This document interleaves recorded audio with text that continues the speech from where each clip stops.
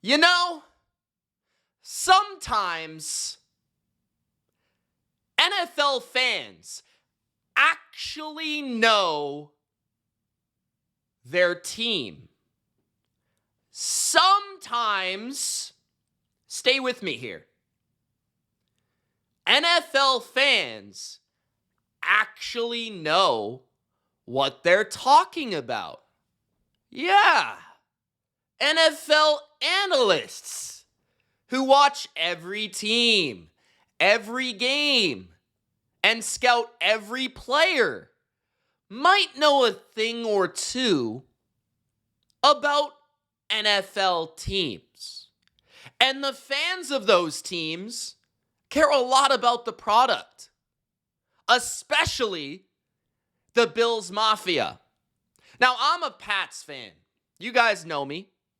I'm probably the biggest Patriots fan that also likes the Bills at the same time that is living or on the internet. I support the Bills from afar, unless they're playing the Patriots. But one thing I'll say about the Bills Mafia, they're a great fan base. They're very passionate, and they know their team, and they know their personnel. Now, where I'm trying to go with this is, the Bills have been questioned when it comes to this roster, when it comes to this build of this football team, the Buffalo Bills, the 2025 Buffalo Bills. They have been questioned over and over and over again when it comes to Mr. McDermott and it comes to Mr. Bean. The Bills fans have let them know the frustration about their defense, about the frustration when it comes to their receiving core, about the frustration when it comes to even their head coaching candidate, offensive coordinator, Joe Brady. Yeah.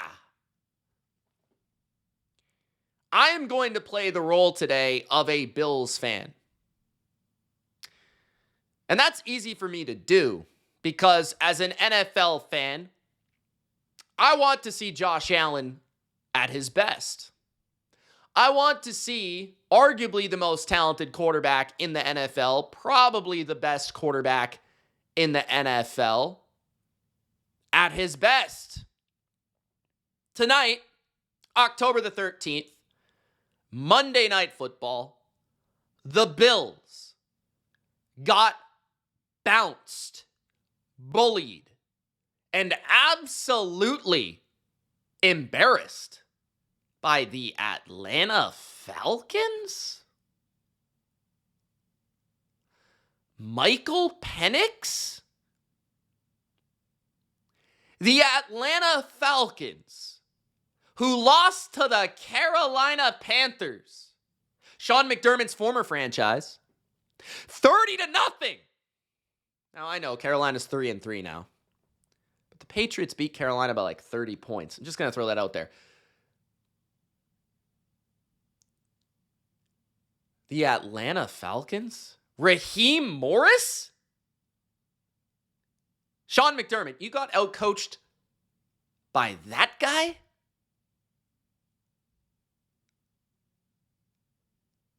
Okay. Now, what am I trying to say when it comes to Bills Mafia and the Bills fans know what they're talking about? I'm trying to say that when Bills fans continue to say, hey, maybe we need a receiver, you should listen to them for once. Maybe when Bills fans say, hey, maybe we could learn how to stop the run, you should listen to them for once. Maybe when Bills fans say, hey, we love Tre'Davious White. We really do. But he is washed. You should listen to them. I don't know. I throw my hands up. I say, Bills fans have told you jabronis exactly what was going to happen. Eventually, the worst receiving core in football, from a talent perspective, was going to show up. Eventually, Tre'Davious White and the Bills secondary would get shredded. Eventually, the Bills would get hammered, bullied by a good run game. And they just happened to play the best running back in football, and they lost 24-14. And this was a game that was shocking, not from the standpoint that the Falcons moved the ball and scored. Not from the standpoint that the Falcons even won on primetime at home. The Falcons are not a bad team. But the standpoint that the Bills scored 14 points.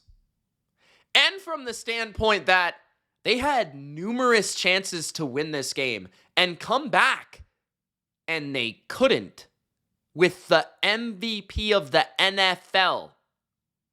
That's embarrassing. And when you look at the Bills right now through 6 weeks, something's got to change.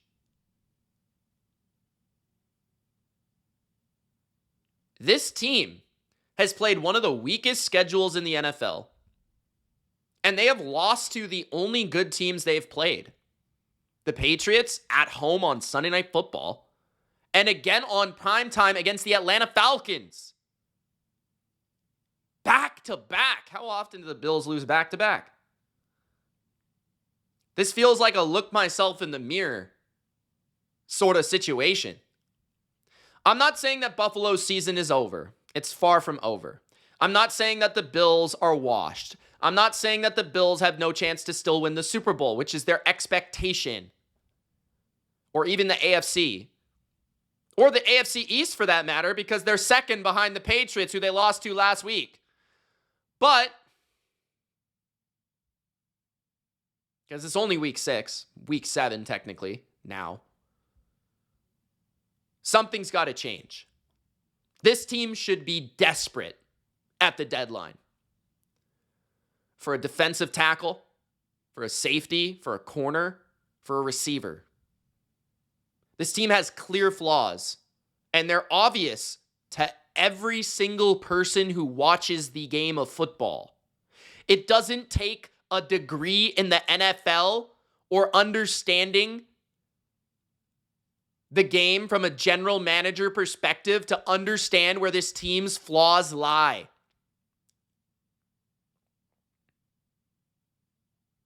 A simple casual football fan could tell you this team continues to have the same problems every time.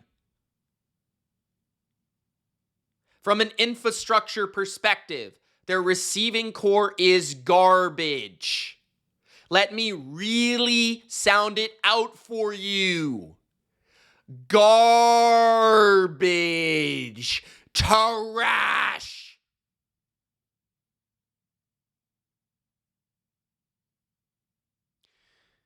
Instead of Xavier Worthy, you drafted Keon Coleman, who couldn't separate from my grandma. Josh Palmer got hurt in this game, and you may have thought it was Andre Reed. That's how big of a loss it was. Khalil Shakir, he's not even as good as prime Cole Beasley. He's not. It's good after the catch. But honestly, does he really separate and get open? The guy you thought was washed, Stephon Diggs, is better than any receiver you have on your team. And he's the leader of my team. Crazy to say. You didn't have Dalton Kincaid. I guess you'll use that excuse, but it's not like Dalton Kincaid is prime Gronk. He's good. And honestly, Kincaid was the only guy that could get open against the Patriots. The Falcons basically ran back the Patriots' game plan, except they knew Kincaid wasn't playing, so they just said, hey, we're going to play man coverage. Josh Palmer gets hurt. That takes your best receiver away from you. Probably from a separation standpoint. They just played man coverage, blitzed you, mixed up the coverages, mixed up the blitzes. You had no answers. You started to run the ball in the second half. I don't know where that was in the first half, but you can't just rely on a run game to win in the NFL. You have to have players that can get open. Even with Superman himself, you can't just expect him to, in the face of pressure, every single down, escape the rush and throw a rocket for a first down. That's not how this works. The Bills are brutal at wide receiver.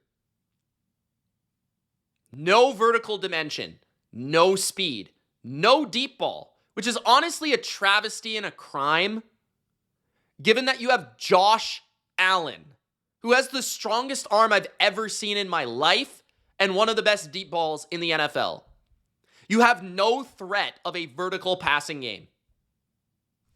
Zero. And your offensive coordinator refuses to let your quarterback actually play the position. How many screens are you going to throw? How many bullshit fourth down plays are you going to run? In this game, I thought McDermott was a little too conservative. He punted it one too many times. But honestly, the Bills' defense, they got shredded in the first half. They probably should have allowed like 30 points in the first half of the game. They were fortunate Drake London stepped out of bounds at the 1 yard line. They were fortunate they blocked a field goal. They're fortunate that the Falcons found a way to go for it on a fourth down. They didn't need to, and you got a stop. I guess that's a stop technically for your defense. But, and the Bills' defense played well in the second half, like well enough to come back and win this game. You got to give them credit. But it's the same problems on offense and defense. The offense can't separate, can't get open. And all of a sudden, their offensive line looked leaky. They couldn't pick up a blitz or a stunt. The Falcons exposed them. The Patriots did similar things last week. This is 2 weeks in a row. Couldn't run the ball quite the way you wanted to, as consistently as you wanted to in the last two games. You're forced to be a drop-back passing team, and your receiver talent is exposed. No Curtis Samuel, no Dalton Kincaid, Josh Palmer leaves the game. I understand that. But those aren't household names. You need a receiver. Like, how clear is it? Can I spell it out for you? You need someone to make a play on the outside. The Falcons have you strapped up. It's a travesty that you've partnered this receiving core with Josh Allen. A travesty. And defensively, you would think that with this receiving core, you would have a dominant defense because you spent all your money on your defense. The defense is not very good. They can't stop the run. They have one clear deficient cornerback. Their safeties are not fast. And I get it. Injuries. Matt Milano. You lose Bernard in the middle of the game. But like, this is not good enough for a team that should be in the Super Bowl window. Falcons had 22 first downs. 443 yards. They averaged 6.7 yards per play and had 210 rushing yards, averaging 6.6 yards per rush. Bijan is great, but that is gross. That is gross. Michael Penix, who is fairly pedestrian as a quarterback, had 250 yards and a touchdown and no interceptions, although he should have thrown a pick six at the end of the game. Drake London, their number one target, had 10 catches for 158 yards and a touchdown. So the two guys you have to stop on the Falcons had over 300 fucking yards.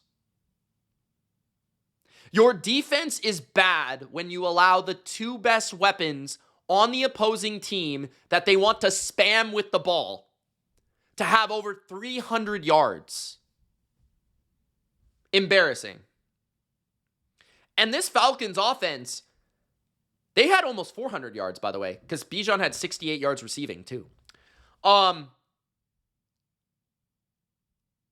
This Falcons offense didn't have Darnell Mooney either. They didn't have Ray McLeod. They didn't have their 2 or their 3 at wide receiver. And they still put up 450 yards. And they should have had 30 points in this game. At least 27. Because one of the field goals was blocked. But they should have probably had 30 if they would have just kicked the field goal instead of gone for it on 4th down. And the Falcons strapped you up big time. Josh Allen was under constant duress. The blitz was in the backfield all the time. They couldn't pick it up. Allen had 11 incompletions, was sacked 4 times, threw 2 picks. That is one of the worst stat lines I've seen from Josh Allen in like 5 years. And your receiving core, you've got Tyrell Shavers out there. Tyrell Shavers. Sad.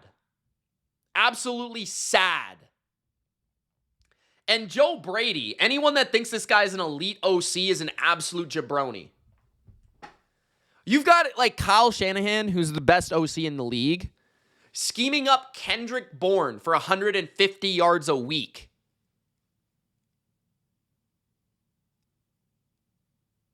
Mac Jones throwing for over 300 yards per game. And Josh Allen can't even throw for 300 yards. You have Josh Allen and you can't even throw for 300 yards in a game. It's pathetic. And you've got arguably a top 3 offensive line. Joe Brady is not a great OC right now. Like, seriously.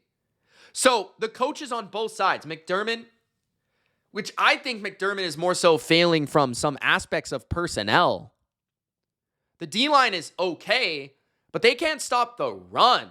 And this falls on Bean, man. Because a lot of people blame McDermott for this team.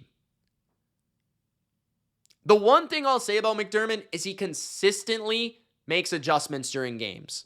And you can see that he makes adjustments during games. I even saw them take Tre'Davious White off the field for a good portion of this game.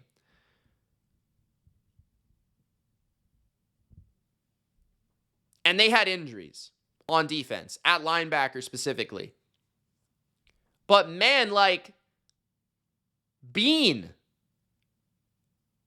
you've had the same problems for years. Can we get a safety in this building? Can we get a corner in this building instead of the rehashing of Tre'Davious White? Can we get a fucking receiver? Like, we're trying to win the Super Bowl. We're not trying to be this mid team.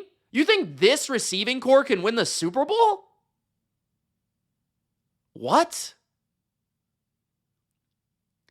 If the Bills do not make multiple trades, like, they need to look at safety, they need to look at corner depth, they need to look at depth wins.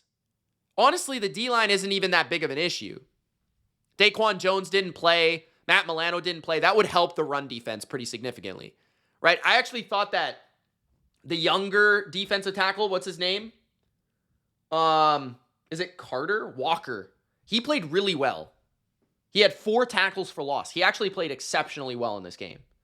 Deon Walker. So maybe you have something there. But like, and Rousseau, I thought Joey Bosa played well in this game, actually. But man, same problems on the perimeter for this team. The offensive line will get it fixed. I'm not too worried. Allen will play better. The Bills are still going to win, be in the playoffs. I don't know if they'll win their division. They'll be in the playoffs. They'll be a championship hungry team. With Josh Allen, you can beat anybody on any given Sunday. But you've got problems, man. And it's the same problems that the Mafia has been telling you about for fucking years. And that's my problem with this team. is you keep getting to the playoffs and you keep losing in the same way over and over and over and over and over again. You keep running into the same team and losing over and over and over and over and over again, and you don't adjust. And you don't change your personnel. It's frustrating. It's frustrating. The fact that a Bills team with Josh Allen can't throw the ball deep is fucking disgusting. It's unwatchable. I don't want to watch Josh Allen throw 10 bubble screens a game. I don't want to.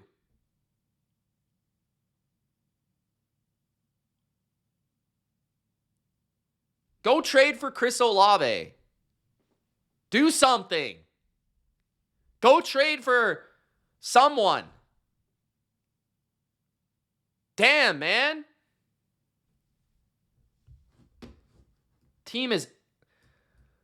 This team is still, again, the AFC is terrible this year. Terrible. The Chiefs are 3-3 and they look like the best team. That just tells you everything you need to know. The Patriots, nobody believes in them. I think they're good.